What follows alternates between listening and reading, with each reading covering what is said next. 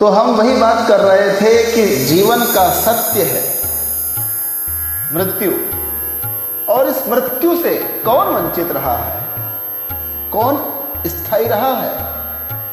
यह कुछ भी स्थायी नहीं है। जातस्य ही ध्रुवो मृत्यु ध्रुवम जन्म मृतस्य च तस्माद परिहार्येर्थे न त्वं शोचितुमर्हसि। बस एक दिन सब विलीन ही हो जाना है, तो फिर क्यों ना ऐसा किया जाए कि बार बार हमको मरना ना पड़े, बार बार हमको पैदा ना होना पड़े। इस जन्म और मृत्यु के चक्कर से हम मुक्त हो जाएं और इस भाव से जिए कि हाँ अब मैं मरूंगा तो दोबारा मरने के लिए नहीं आऊंगा। ऐसा जीऊंगा कि दूसरी बार मुझे जीना ही ना पड़े। व्यक्ति नवनूतनता को प्राप्त करना चाहता है, कुछ नया करना चाहता है। पुराना घर बिखेर कर नया घर बनाना चाहता है, और नया घर बन भी गया तो उसमें डेकोरेट करना चाहता है, उसमें फर्नीचर आदि लगवाना चाहता है, अनेक प्रकार की कुछ नवीनता को लाना चाहता है। तो क्यों ना एक यह नवीनता कि हाँ कई वर्षों से जी रहा हूं, कई वर्षों से मर रहा हूं, जीता रहा हूं, मरता रहा हूं, जीता रहा हूं, मरता रहा हूं, क्यों ना इस जीने मरने के चक्कर से दूर हो जाऊं और प्रभु से मिलन करूं। और वहां जब प्रभु से मिलन हो जाएगा तो वहां प्रत्येक क्षण नवनूतनता से भरा हुआ होगा।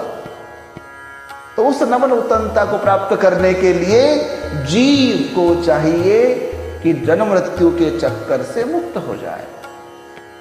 प्रायः कर्म बांधते हैं, कर्म से कोई मुक्त नहीं हो पाता, लेकिन कर्म से मुक्त होने का उपाय भी भगवान ने बताया है कि व्यक्ति कर्म से भी मुक्त हो सकता है। कैसे? श्रीमद् भगवद गीता में अर्जुन को दृष्टि का भेद बताया और उसमें बताया कि कर्म में कौन नहीं बंधता। कर्म में कई प्रकार के लोग बंधते हैं, लेकिन कर्म में कौन नहीं बंधते उसके बारे में बताया।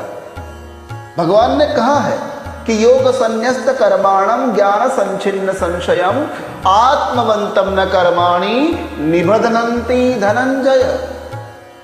हे धनंजय, जिसने अपने कर्म योग की विधि से समस्त कर्मों का परमात्मा में अर्पण कर दिया है, जिसने अपने ज्ञान के द्वारा, अपने विवेक के द्वारा समस्त संशयों का जिसने नाश कर दिया है, और जो आत्मवंत हो गया है, जिसने अपने मन पर लगाम लगा ली है, ऐसे वश में किए हुए अंतःकरण वाला पुरुष कभी भी कर्म के बंधनों से नहीं बंधता और कर्म उसको बांध नहीं सकते।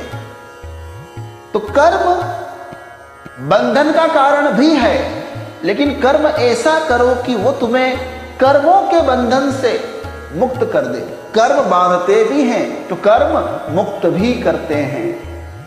वो कर्म कौन से हो सकते हैं?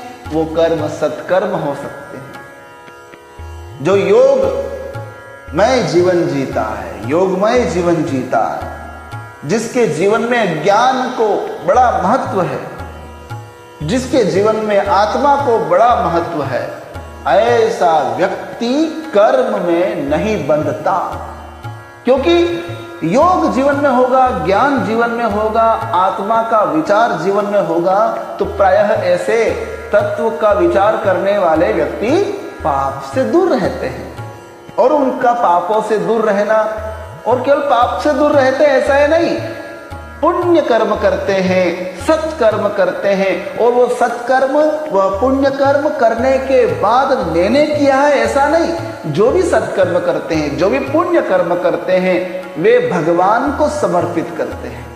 जो भी सत्कर्म किया है आप भगवान को समर्पित कर सकते हैं, और एक बार वह सत्कर्म भी भगवान को समर्पित हो गया तो वह किया हुआ सत्कर्म भी आपको नहीं बांध सकता, क्योंकि आपने भगवान के लिए किया है।